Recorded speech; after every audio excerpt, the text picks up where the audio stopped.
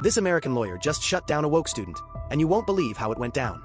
Gender is not disconnected from sex, so. It's not completely disconnected, but it's still a cultural thing, it's still from society. Okay, no. Fiery college debates to explosive TV showdowns. He's making headlines and challenging the woke agenda. As a mathematician and a physicist, what in the hell do you know about human biology? And you got your law degree from Harvard. What happens when a conservative political commentator has had enough of today's gender politics?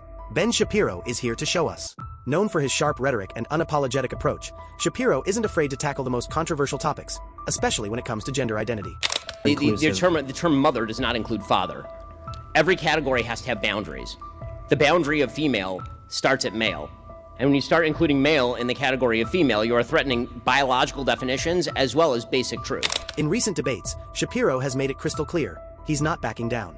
In fact, he's doubling down and making sure his voice is heard. But here's where it gets wild. During an event at the University of Wisconsin-Madison, Shapiro faced off against a student who thought he had the perfect argument. And as someone who exhibits said womanhood. Okay, well, you have just used the word female and woman to define each other. So you say a woman is a female, but not a biological female. A female is a woman and a woman is a female, but at no point have you added any new content. No, I said a woman is someone who exhibits woman. Shipiro's response? Classic Shapiro. He didn't even flinch. Okay, here's my problem with that particular argument. The answer is that in 99.8%, 99.9% of cases, you absolutely can gender somebody based on looking at them. Like, really. If you're going to use intersex people as an example of not being able to do that, this does not obviate the biological duality of sex upon which all progeneration is based for all of human history and for all mammalian species. When the student tried to bring up intersex people, Shapiro wasn't fazed.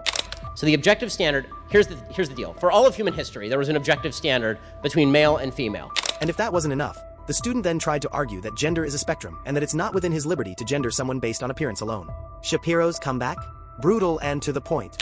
Every single biological characteristic of a male, and if I say I am female, then I am female. This is anti-scientific nonsense.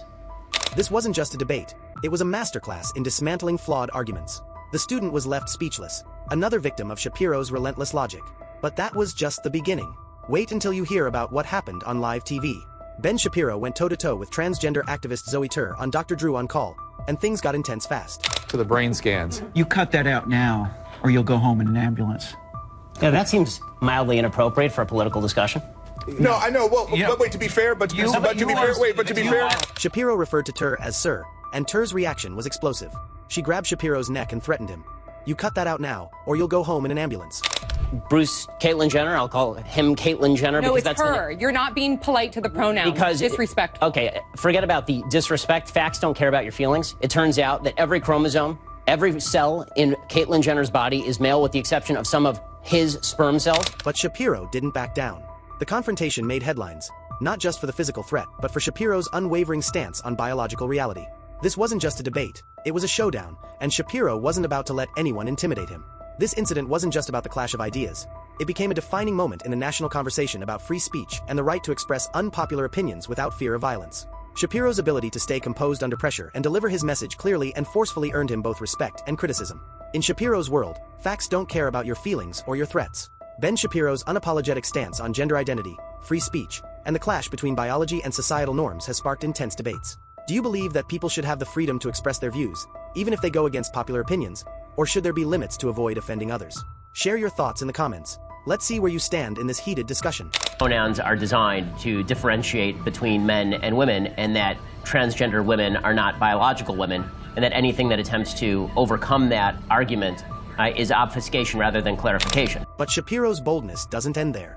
At Politicon 2017, he faced off against Blair White, a conservative transgender YouTuber. I would try to avoid specifically offending you by using a pronoun that you don't like, but I also am not going to bow to the sort of social convention now that I'm supposed to use a pronoun of people's choosing rather than a pronoun that accurately describes the truth. This debate was a bit different. Less combative, but just as intense. Shapiro started by acknowledging people's right to live as they wish, but he made his stance clear. White, while agreeing on some points, pushed for more compassion, but Shapiro held firm, drawing a line between respecting individual rights and endorsing what he sees as scientifically incorrect ideas.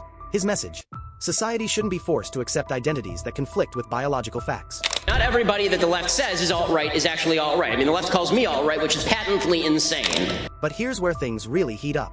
At UC Berkeley, Shapiro's appearance sparked massive protests. The event was surrounded by controversy, with a heavy police presence needed to maintain order. During the Q&A session, a student challenged Shapiro on his refusal to use preferred pronouns. Shapiro's answer was straightforward.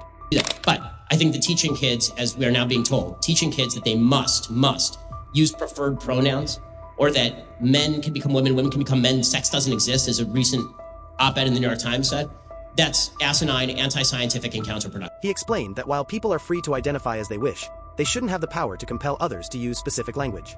This was a huge moment in the broader debate about the balance between free speech and transgender rights, with Shapiro standing firm on his belief that language should not be policed by ideology. I literally cited the DSM-5 in the speech, and it's called gender dysphoria, which is a term that I use throughout the speech, not gender identity disorder. You sound like a bozo, bro. And you get no pussy, and you can't even make your wife wet, bro, so what's good? And then there was the showdown at the University of North Carolina at Greensboro. During an event titled, Men Cannot Be Women, Shapiro faced off against a student who accused him of relying on outdated information. Most of what you're saying is based on old data, the student claimed, trying to undermine Shapiro's argument.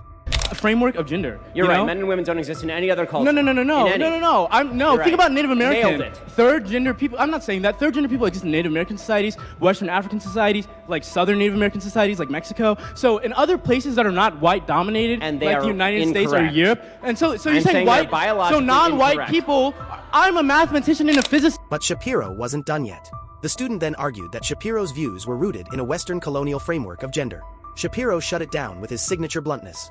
Are your children circumcised? Did you circumcise your children? Yes, I have two sons and they're both circumcised. Why would you do that? Isn't that kind of hypocritical? Nope, I'm circumcised, my works just fine. And I can tell you, there's sensitivity right there, Ben, that is removed when you do a circumcision. Why is that okay to you? I don't mean to get personal, but I'm sure it doesn't seem like you could possibly have a basis for comparison. And speaking of keeping your cool, let's not forget Shapiro's heated debate over medical transitioning for children. During another college appearance, a student tried to corner Shapiro by asking about his stance on puberty blockers. The student then tried to trip him up by questioning Shapiro about circumcision, suggesting a double standard, but Shapiro didn't take the bait. But I will say that there may be, you'll have to tell me, is it possible there's a political bias when it comes to safe space? Shapiro made his point crystal clear and didn't leave any room for doubt. He focused on the serious long-term impacts of medical transitioning for kids and stressed that these decisions should be made with extreme caution.